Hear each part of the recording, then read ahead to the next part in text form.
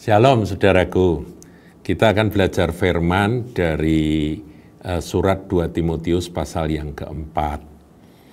Menarik untuk kita baca beberapa ayat dari perikop ini. Judulnya penuhilah panggilan pelayananmu. Saya bacakan saudaraku. Di hadapan Allah dan Kristus Yesus yang akan menghakimi orang yang hidup dan yang mati, aku berpesan dengan sungguh-sungguh kepadamu. Jadi ini pesan serius. Demi penyataannya dan demi kerajaannya. Serius banget ini Paulus. Nah ayat 2, ini pesannya. Beritakanlah firman. Saudara, ini pesan Tuhan melalui firman yang disampaikan Rasul Paulus. Beritakanlah firman, siap sedialah baik atau tidak baik waktunya. Jadi memberitakan firman itu tidak kenal situasi. Kita harus siap sedia. Nyatakanlah apa yang salah. Jadi kalau ada yang salah harus ada keberanian untuk bilang bahwa itu tidak benar. Tegurlah dan nasihatilah dengan segala kesabaran dan pengajaran. Nah, saudaraku, kesabaran di sini dibutuhkan. Karena orang yang bersalah, yang kita beritahu, itu salah. Kita nasihati itu keliru, itu biasanya mereka membantah, saudara. Mereka berargumentasi. Untuk itu, saudara perlu sabar. Jadi, selain kita memberitakan firman, kalau salah, katakan salah, nyatakan bahwa itu keliru, tetapi harus dengan kesabaran. Ini kita harus berdoa minta Roh Kudus menolong kita. Sabar. Jadi kalau orangnya ngeyel, orangnya berargumentasi, orangnya mendebat, harus dengan sabar kita terus menyatakan kesalahan. Ini kelirunya di sini. Tetapi kita tidak bisa asal mengatakan pokoknya salah. Tidak. Di situ kalimat atau kata terakhir dikatakan dan pengajaran. Pengajaran ini doktrin, saudara. Jadi doktrin itu berasal dari firman Tuhan. Ada kalau istilah orang dunia itu ada dalilnya, saudaraku ya. Ada dasarnya, yaitu ayat-ayat firman Tuhan yang menjadi pegangan bagi kita semua. Jadi Anda semua yang mau memberitakan firman, menyatakan kesalahan orang dengan sabar, tapi juga dengan pengetahuan yang cukup. Kalau pengetahuan Anda tidak kuat, kena argumentasi, bingung, saudara. Jadi mau tidak mau kita harus mempersiapkan diri. Ya, ini panggilan kita untuk melayani Tuhan. Ayat 3, saudara, diperingatkan oleh Rasul Paulus. Karena akan datang waktunya. Dan saya ingin sampaikan bahwa waktunya juga saat ini kelihatannya sudah datang gitu ya. Sudah akan datang waktunya dan sekarang ini sudah datang. Di mana orang tidak dapat lagi menerima ajaran sehat. Saudara, pernahkah Anda mencoba berbicara pada orang-orang yang justru menolak akan ajaran yang sehat? Mereka bisa tertarik dengan pengajaran yang aneh-aneh, dengan pengajaran yang nggak sehat, tapi mereka anggap itu sehat. Anggap itu yang benar, saudaraku. Nah, ini pekerjaan iblis, saudara.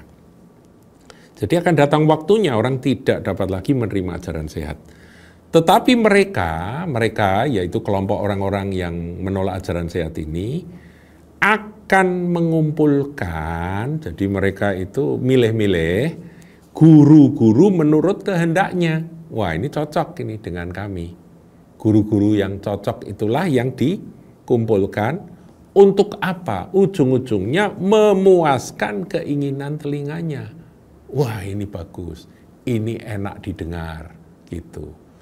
Saudara, kalau saudara pergi ke kampung-kampung, kadang-kadang saudara melihat ibu-ibu ngerumpi, itu apa, cari kutu ya satu sama lain. Kemudian ada yang sekarang sudah agak jarang itu pakai bulu ayam. Kalau dulu waktu saya kecil sering itu saya lihat. bulu ayam itu disobek, kemudian hanya ujungnya aja, ujungnya masih ada bulunya. Kemudian itu dipakai untuk untuk mengkili-kili telinga sampai merem-merem gitu ya ibu-ibu, rambutnya dipetani gitu ya, kutunya sedang diambili sama temannya, dia gini sampai merem-merem gini. Telinganya dikili-kili dengan bulu ayam itu. Saudaraku, inilah gambaran dari secara rohani orang yang mencari sesuatu yang memuaskan keinginan telinganya. Bukan kebenaran yang dia kejar, bukan Yesus Tuhan, firman Tuhan yang murni yang dikejar, tapi sesuatu yang enak didengar. Saudara, kita perlu waspada, itu akhir zaman memang demikian. Ayat 4, mereka akan memalingkan telinganya dari kebenaran yang hakiki, kebenaran yang mutlak, yaitu firman Tuhan, dan membukanya bagi dongeng. Nah, dongeng di sini kalau kita kembangkan, mungkin tanda kutip, saudara jangan salah sangka ya, saya sudah mendahului, sepertinya kesaksian-kesaksian spektakuler, yang mana kalau itu kesaksian yang benar-benar terjadi, memuliakan Tuhan, oke. Tapi saudara bisa menitik, kesaksian spektakuler itu ujung-ujungnya memuliakan diri orang yang bersaksi atau memuliakan Tuhan. Itu saudara harus peka. Dan ya kita bukannya jadi orang yang gampang tidak percaya, kita menjadi orang tertutup terhadap kesaksian yang hebat, tidak. Saya juga banyak dengar kesaksian dahsyat-dahsyat dari hamba-hamba Tuhan, dan saya menjadikan itu ilustrasi dan sesuatu yang akan memperteguh iman saya. Saya sendiri juga punya kesaksian-kesaksian bagaimana Tuhan bekerja, Tuhan menolong dan sebagainya. Namun kesaksian yang palsu juga tidak sedikit, saudaraku. Saya banyak mendengar ada orang yang katanya dia hamba Tuhan, dia bersaksi, ceritanya spektakuler, ternyata karangan, saudara. Nggak pernah terjadi. Bombas banget, hebat banget. Sampai semua yang mendengar terpukau. Tapi ternyata bohong. Tapi ceritanya kayak sungguh-sungguh gitu, saudaraku ya. Nah, itu masuk kategori dongeng ini, saudaraku ya. Nah, itu justru dikemari, saudara. Nah, kita harus selektif, saudaraku ya. Kalau ada hamba Tuhan yang ceritanya hebat-hebat gitu, kita juga harus selektif. Ini benar apa enggak gitu ya. Kalau itu memang betul-betul terjadi, puji Tuhan, kemuliaan hanya bagi Yesus. Tapi kalau tidak terjadi, ini bahaya, saudaraku. Orang akan ditarik ke sana. Sementara dasar kebenaran firman yang mengubah hidup manusia menjadi semakin serupa dengan Kristus, memenuhi akan apa yang menjadi kehendak Tuhan, itu disampaikan, ini kurang menarik. Tapi dongengnya ini loh, saudara, yang menarik.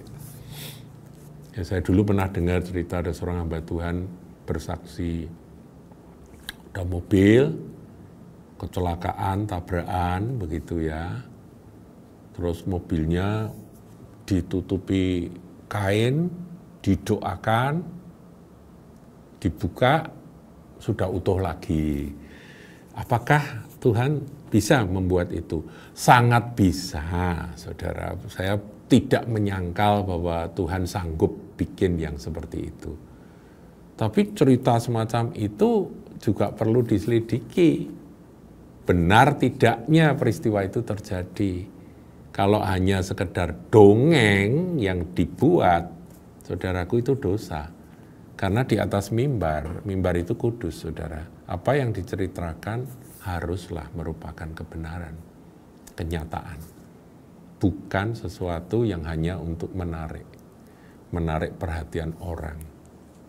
Nah, saya juga menyaksikan ada banyak orang demi supaya orang tertarik pada dia, dia bikin cerita-cerita yang hebat-hebat. Baptis berapa? Katakan 100 orang begitu ya, difilmkan. Setelah diselidiki ternyata semua orang Kristen. Nah kalau orang Kristen baptis ulang. Tapi dia ngakunya itu dari mereka yang bukan Kristen yang bertobat. Ini yang gini ini setengah bohong gini nih saudaraku. Baptisan. Setelah orangnya ditanya, kamu betul tadi baptis karena kamu percaya Yesus. Enggak kok, itu katanya cuma ruwatan, saya ikut-ikut saja. Lah yang gini-gini ini saudaraku, kan repot saudara.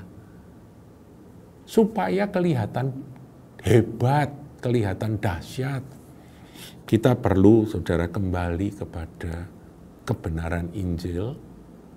Tidak perlu yang bombas-bombas, tidak perlu yang dahsyat-dahsyat. Kedahsyatan biar itu milik Tuhan. Ya, kalau Tuhan mau kerja dahsyat itu ikuti berita-berita tentang pelayanan Reinhard Bonnke itu nyata itu saudaraku. Dahsyatnya nyata, enggak exaggerated, gitu, dibesar-besarkan, ditambah-tambahin, enggak. Faktanya memang seperti itu. Ya, ayat 5, tetapi kuasailah dirimu dalam segala hal. Jadi kita ini perlu ada satu penguasaan diri dan sabarlah menderita. Hamba-hamba Tuhan, kalau ada penderitaan itu bagus. Untuk apa? Supaya kita belajar sabar. Kalau nggak pernah ada penderitaan, ada kesusahan, bagaimana kita bisa belajar bersabar dan bertekun?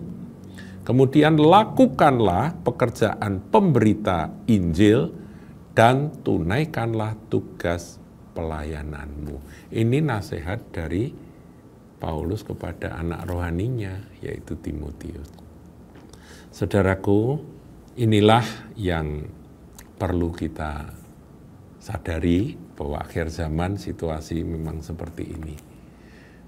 Kita jaga diri, kita waspada, kita berakar dalam pengajaran yang benar, dalam doksologi yang tepat, yang akurat, ya. Kristologi harus kuat, Trinity harus kokoh pemahamannya, kemudian ajaran tentang soteriologi juga harus tepat, alkitabiah, kemudian bagaimana menjalani hidup Kristen kita juga harus alkitabiah. Dengan demikian, saudaraku, kita akan bahagia pada waktu kita melakukannya dan pada waktu kita ketemu dengan Tuhan kelak. Tuhan Yesus memberkati.